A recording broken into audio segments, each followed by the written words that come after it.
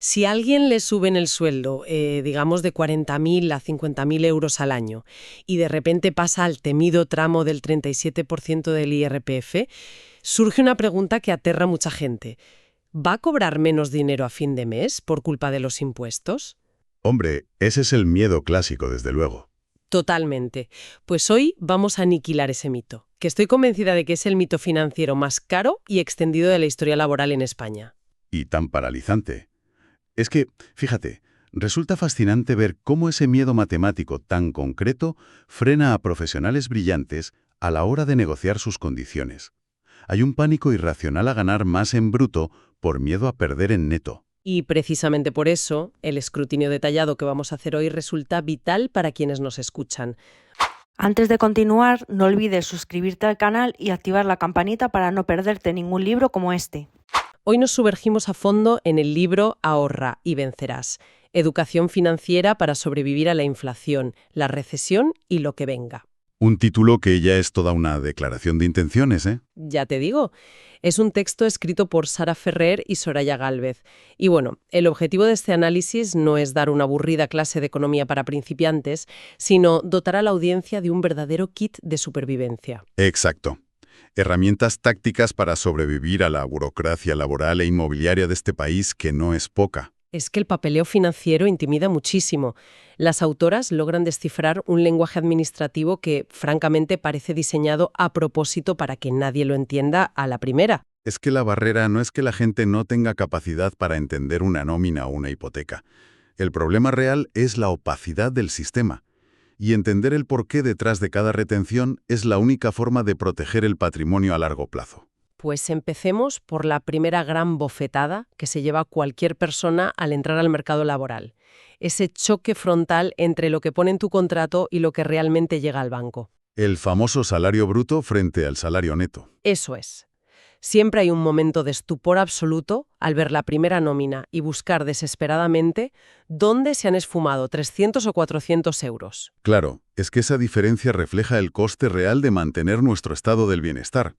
A ver, el salario bruto no es lo que el trabajador gana para sí mismo, es lo que el trabajador le cuesta a la empresa en su totalidad. Mantenimiento de sanidad pública, futuras pensiones, desempleo, todo eso. Exactamente. Pero el gran protagonista de esa reducción, el que genera muchísima más confusión, es el IRPF, el impuesto sobre la renta de las personas físicas. Y aquí es donde entra de lleno ese mito del que hablábamos al principio. El libro dedica un esfuerzo monumental a explicar cómo funcionan realmente estos tramos progresivos en España. Es que la palabra clave ahí es progresivo. Claro. Para que se entienda bien, imaginemos a una persona que va subiendo una escalera llena de peajes. En el primer escalón, el peaje es baratito. Pero si llegas al quinto escalón, el peaje es carísimo. Una buena imagen, sí. Pues el mito asume que si alguien pisa ese quinto escalón, automáticamente le van a cobrar la tarifa más cara por absolutamente todos los peldaños que ha dejado atrás. Y eso es un error garrafal. Totalmente. La realidad es que quien llega al quinto escalón mantiene la tarifa barata de los pasos anteriores. Solo paga el peaje caro por los pasos específicos que da estando ya arriba, en ese nivel superior. Esa metáfora aclara perfectamente la mecánica. Si tomamos el ejemplo matemático que dan en el libro, pongamos un salario bruto de 50.000 euros. Los tramos se aplican de forma escalonada. A ver, desglosando un poco los números. Pues mira, por los primeros 12.450 euros que ganas, el Estado te retiene un 19%. Y nada más. Ese bloque ya está pagado. Vale, el primer escalón superado. Luego, por la cantidad que va desde esos 12.000 y pico hasta los 20.200, se te aplica un 24%. Y así va subiendo peldaños. O sea que si una persona toca el tramo del 37%, ese porcentaje altísimo solo castiga a los últimos euros que ha ganado, no a los 50.000 íntegros. Matemáticamente es imposible cobrar menos dinero en neto tras recibir un aumento de sueldo bruto. Imposible. Lo cual es un alivio inmenso, la verdad. Pero claro, esto me lleva a una duda sobre cómo funciona esto en el día a día. Si el cálculo es tan preciso y matemático, ¿por qué entra en juego el dichoso modelo 145? Ah, el modelo 145. Es que, digo yo, ¿acaso la empresa o Hacienda no cruzan los datos automáticamente para saber cuánto retener desde el primer día? Pues no. Antes de continuar, no olvides suscribirte al canal y activar la campanita para no perderte ningún libro como este. La burocracia no es tan omnisciente como nos gustaría pensar. El modelo 145 es simplemente el documento oficial donde el trabajador le cuenta a la empresa cuál es su situación personal. Claro, si tienes hijos a cargo, tu estado civil, si hay alguna discapacidad. Eso es. Y todos esos factores bajan tu carga fiscal. La empresa necesita este papel, por ley, para calcular el porcentaje de retención mensual a tu medida. Y si no lo rellenas o lo haces mal, ¿qué pasa? Pues que se activa una bomba de relojería. Por ejemplo, si entras a un trabajo a mitad de año y pides que te retengan el mínimo legal del 2% para cobrar más esos meses, la bomba explota en diciembre. Menudo susto el de fin de año. Ya te digo. La empresa tiene la obligación legal de cuadrar las retenciones anuales con Hacienda antes de cerrar el ejercicio. O sea que si durante 11 meses te han retenido de menos, en diciembre ajustan el porcentaje de golpe para compensar. Madre mía. Que hay personas que llegan a ver su nómina de diciembre reducida a la mitad, o casi a cero en casos extremos. Exacto. Por eso la estrategia que plantea el texto es clarísima. Hay que exigir siempre una retención regularizada desde el primer día. Es la única forma de evitar esa asfixia financiera navideña. Queda claro entonces que hay que fiscalizar el propio sueldo desde el inicio, vamos. Y esto nos lleva a la letra pequeña del trabajo, a todas esas variables que rodean al sueldo base. Sí, porque la nómina no es solo un número gordo al final de la página. El libro aborda, por ejemplo, el tema de las pagas extras, diferenciando entre recibir 14 mensualidades o tenerlas prorrateadas en 12. Pero donde yo realmente quiero hacer una pausa es en un concepto que me resulta incomprensible: el complemento absorbible. Ay, el famoso complemento absorbible. Tela con esto. Es que, según el texto, si el convenio colectivo obliga a subir el sueldo base, ese complemento funciona literalmente como una esponja. Tal cual. Se reduce en la misma proporción que sube el base. Así que al final la persona cobra exactamente lo mismo a fin de mes. A ver, yo me pregunto, ¿cómo es legal esto? Parece una trampa maquiavélica diseñada para que nunca notes una subida real. A ver, desde la perspectiva de quien trabaja, la frustración es absolutamente lógica. Te suben el sueldo por convenio y tú cobras lo mismo. Pero para entender por qué existe y es 100% legal, hay que mirar cómo contratan las empresas en mercados muy competitivos. Vale, me pongo en la piel de la empresa. A menudo, las empresas quieren atraer talento ofreciendo un salario inicial muy superior al que marca el convenio colectivo básico de su sector. Para llegar a esa cifra tan atractiva desde el día 1, suman el sueldo base y le añaden este complemento. O sea, te pagan más hoy, pero blindan sus costes de mañana. Dan incrementos del salario base más adelante. Es un pacto de doble filo. Ya, claro. Te doy más ahora, pero asumes que las primeras subidas de convenio no las vas a ver. Eso es. El libro insiste muchísimo en que revisar la nómina implica desglosar estos conceptos. Si tienes un complemento absorbible, asume que las futuras subidas de convenio no se notarán en tu bolsillo hasta que el salario base alcance y se coma por completo ese complemento. Qué detalle táctico tan brutal a la hora de sentarse a negociar un contrato. Hay que pedir que el complemento sea no absorbible. Claro. Si consigues negociar un complemento no absorbible, cualquier subida de convenio será dinero extra directo a tu cuenta bancaria. Apuntalísimo queda.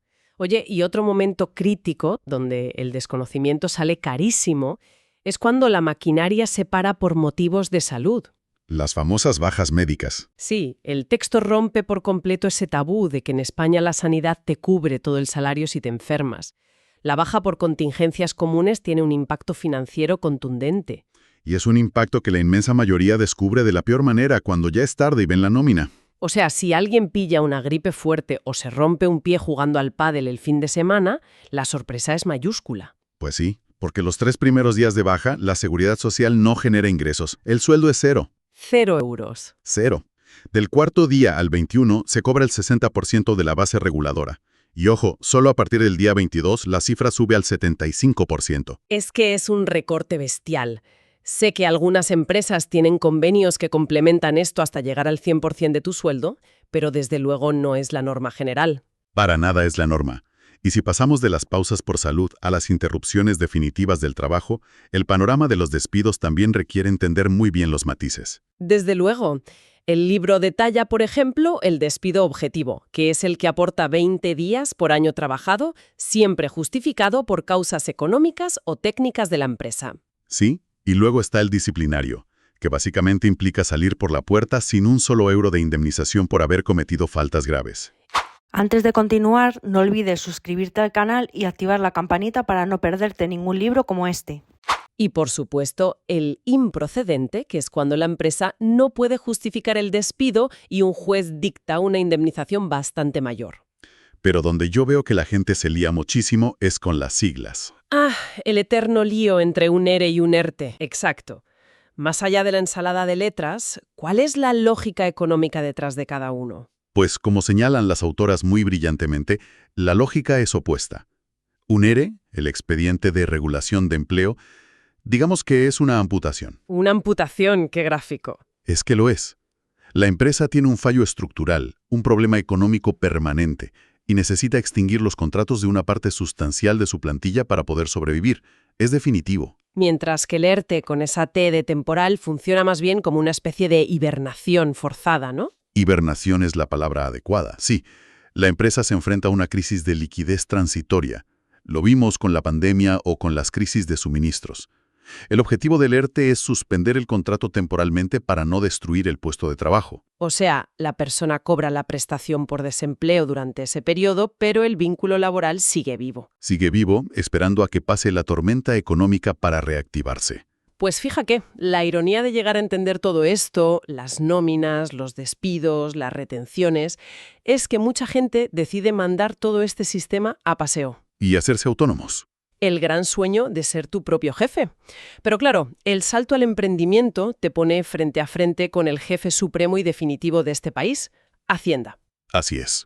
Y aquí el libro establece una regla de oro que parece muy sencilla, pero que destroza por completo la psicología de muchos emprendedores primerizos.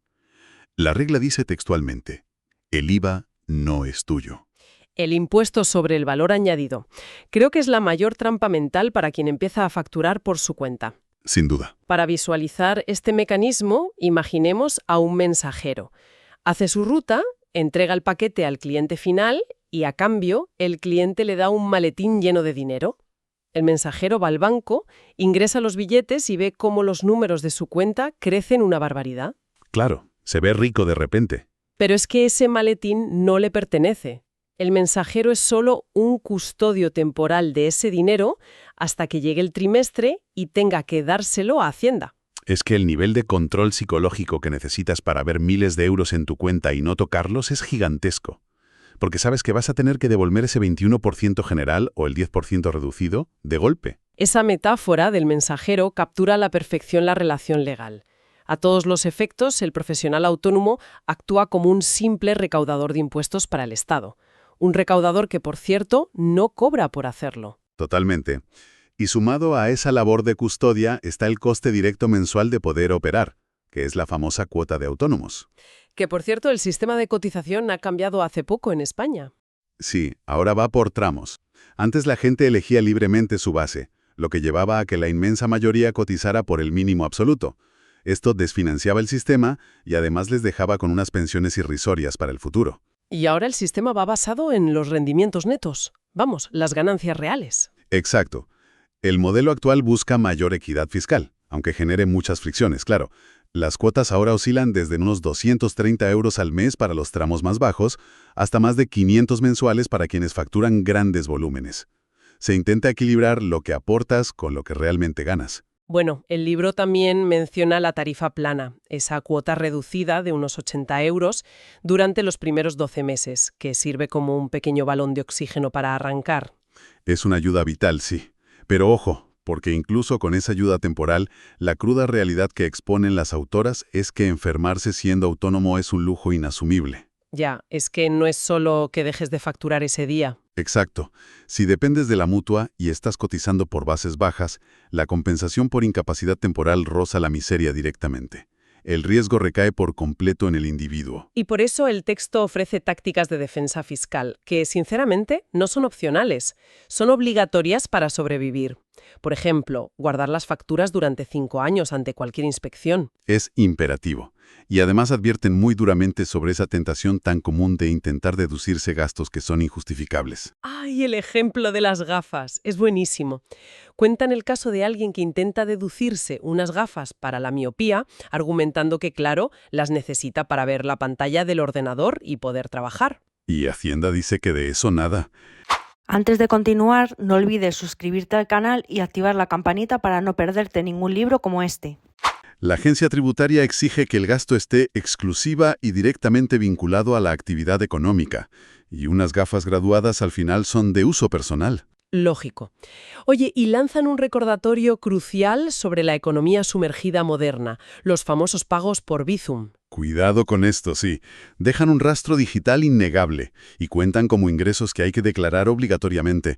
Pensar que el Bizum es dinero invisible es un error que luego cuesta recargos y sanciones considerables. Bueno, pues todo este malabarismo fiscal, ya sea descifrando la nómina o guardando facturas trimestrales, choca finalmente contra el monstruo definitivo de la vida adulta. Conseguir un techo bajo el que vivir. Exacto. El objetivo de ganar dinero suele ser evitar que se te vaya por la chimenea pagando un lugar donde dormir. Y al entrar en el dilema de comprar o alquilar vivienda, el texto introduce la famosísima regla del 30%. Es la premisa básica de la salud financiera inmobiliaria. Dicta que la cuota de tu alquiler o de tu hipoteca nunca bajo ninguna circunstancia debería superar el 30% de los ingresos netos mensuales de tu unidad familiar. A ver, un momento, porque aquí tengo que parar y hacer de abogada del diablo. Dispara. El libro expone un caso con un sueldo neto de 1.200 euros. Según la regla, el límite máximo para gastar en vivienda serían 360 euros mensuales. Matemáticamente sí. Pero vamos a ver, ¿cómo se sostiene esta regla en ciudades como Madrid, Valencia o Barcelona hoy en día? Si un alquiler medio no baja de 1.000 euros y una simple habitación compartida ya te cuesta 500. Esto no parece un consejo aplicable, parece señalar un fallo estructural enorme del sistema. Es una objeción fundamental y muy real. A ver, el libro reconoce la extrema dificultad del panorama actual. No viven en una burbuja, pero mantienen la regla no como una varita mágica que te vaya a conseguir un piso barato, sino como un indicador de riesgo de quiebra. O sea, te están diciendo dónde está el borde del precipicio. Exacto. Superar ese 30% significa que entras en un estado de estrés financiero constante. Cualquier imprevisto, una reparación del coche, una urgencia dental o una factura de luz desorbitada te precipita directamente al impago. Es una forma de decirte, mira, el mercado inmobiliario está roto, pero las matemáticas de tu ruina personal siguen intactas. Tal cual. No la dictan ignorando la realidad de las grandes ciudades. La dictan para evidenciar que aceptar alquileres que suponen el 50% de tu sueldo es vivir caminando por el alambre. Tela. Y claro, al evaluar opciones bajo esta presión asfixiante, el alquiler se presenta como la vía rápida. El libro lo describe como ideal para culos de mal asiento. Sí, personas que buscan flexibilidad geográfica o que tienen una movilidad laboral extrema. El alquiler te da esa agilidad y requiere una barrera de entrada de capital muy baja comparada con comprar. Pero, claro, su punto débil es la inflación a largo plazo. Los precios suben y al final de tu vida no posees ningún activo. Y en el otro extremo de la balanza está la compra. Aporta estabilidad, un sentido de pertenencia y arraigo. Pero el proceso de acceder a esa compra encierra lo que el libro llama muy acertadamente un bofetón de realidad. Y menudo bofetón. Tiene que ver con los costes ocultos, ¿verdad? Totalmente. Porque aquí la decisión deja de ser solo económica para ser casi un anclaje vital. El problema es la ceguera ante los impuestos. Quien busca comprar suele fijarse exclusivamente en el precio gigante que marca el portal inmobiliario. Ya, pero el precio del escaparate no es el precio final. A esa cifra hay que sumarle una cadena de gastos implacables. Los honorarios de la notaría, el registro de la propiedad, la gestoría y el verdadero golpe crítico, la fiscalidad. Los impuestos, sí. Si la vivienda es de obra nueva, le sumas directamente un 10% de IVA. Y si es de segunda mano, entra el ITP, el impuesto de transmisiones patrimoniales, que según la comunidad autónoma oscila entre el 6 y el 10%. Y para entender la magnitud del problema de verdad, hay que conectar todos estos impuestos con las políticas de riesgo de los bancos. Tras las últimas crisis, las entidades bancarias han puesto barreras estrictas. Por norma general, un banco hoy en día solo te financia el 80% del valor de la vivienda.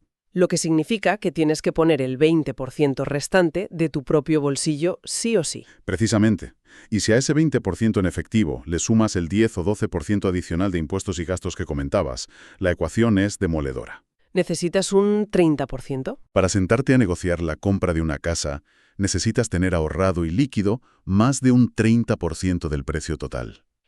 Antes de continuar, no olvides suscribirte al canal y activar la campanita para no perderte ningún libro como este. Es un requerimiento inicial que puede suponer fácilmente una década entera de ahorros agresivos para una persona media. Y ese es el verdadero filtro del mercado en España. La barrera infranqueable no es pagar la hipoteca mes a mes, que a menudo es más barata que un alquiler. El muro real es reunir esa inmensa cantidad de dinero inicial. Pues con este baño de cruda realidad, llegamos al final de nuestra inmersión de hoy. Hemos recorrido la anatomía de las finanzas cotidianas. Desde por qué el IRPF no es un castigo, pasando por las trampas de los complementos absorbibles. Sí, y la psicología del mensajero autónomo lidiando con el IVA, hasta llegar a ese muro infranqueable del 30% para acceder a la vivienda. Creo que hemos transformado un papeleo que intimida mucho en herramientas tangibles. Es que la educación financiera que proponen estas autoras actúa como un antídoto contra la incertidumbre. Comprender la burocracia devuelve el control a la gente sobre su estabilidad. Estoy muy de acuerdo. Sin embargo, hay un último elemento en el índice del libro que me parece profundamente provocador y no quiero dejarlo pasar. A ver, cuéntame. Hablan extensamente de blindar la nómina, de calcular el IRPF al milímetro, de sacrificarse ahorrando para el banco. Pero hacia el final incluyen secciones sobre formalizar la situación sentimental. Anda. Regímenes de gananciales, separación de bienes, testamentos y herencias. Y esto me obliga a lanzar una pregunta final para que quienes nos escuchan reflexionen por su cuenta. Adelante con ello. ¿De qué sirve diseñar una arquitectura financiera perfecta, a prueba de inflación y recesiones, si no planificas qué ocurre con ese dinero cuando entra en juego la fragilidad del amor, un divorcio complicado o, inevitablemente, el final de la vida? Es una gran pregunta. Es posible que después de dominar todas las matemáticas de Hacienda, nuestras propias emociones sigan siendo el riesgo económico menos calculado de todos. Fíjate, construimos fortalezas enormes contra los mercados, pero rara vez protegemos esas mismas fortalezas de nuestra propia naturaleza humana. Es una reflexión excepcional para cerrar el análisis. Pues ahí dejamos esa idea en el aire para que resuene. Seguiremos descifrando las complejidades del mundo real en nuestro próximo análisis a fondo. Antes de continuar, no olvides suscribirte al canal y activar la campanita para no perderte ningún libro como este. Libros que abren puertas, palabras que enseñan más. Dinero y libertad, todo lo vas a lograr.